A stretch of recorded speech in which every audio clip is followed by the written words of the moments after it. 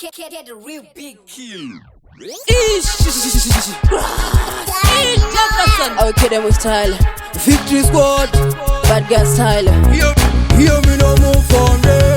Shata wangu chikadu, pasine gotsidi rabu tisuti nefayasi mutonga ndungandu pakarufu pari kupisa hofu rasanrufu matsaka segonzo tomasira kuna tintin ichi ndicho chiking chine bling ane chake chiboko katashiyeni mutari tiye wanotsvagira mari anomuda zvekuti amise pachipari ndati choka mapepa skrim aona smatira chero vakagoka Facebook gara waloka kuchitauni ndiwe mfesa nomwiri waroka vari kumhanya iwe uri kujoka ndobata kishan ini naye sebhodhoro titori congestion kubva kudhara tanga tiriko kupekeshan ivibration zvidi discussion tiri pamission toda promotion tiri musician. Victory squad, them angry and bad. Mature people, we no get mad. Style, empata like it's God over Saturn. Vanongorova cheru, shetisa mabata. Mukai, nyangova kalose mukai. Makumerunge mabuilding it to buy. Zechi why, skiri roro condemn, do you know why? Lakasara mi no lie.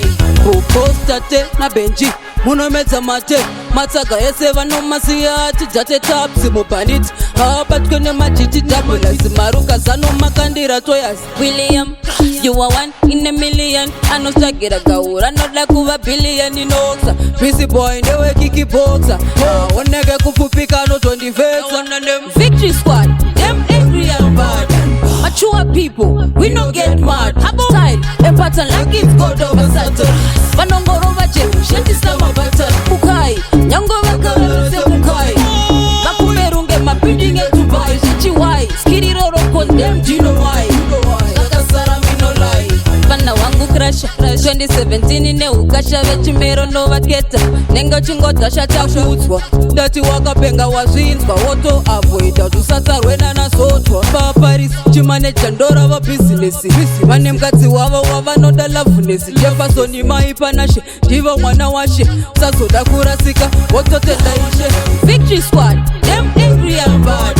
Mature people, we no get mad. Style, a pattern like it's God over Saturn. Vanongorova cheru, shetisa mabata. Mukai, nyangova kalose mukai. Makumerunge mabuilding it to buy. Zechi why, skiri roro condemn, do you know why? Lakasara mi no lie.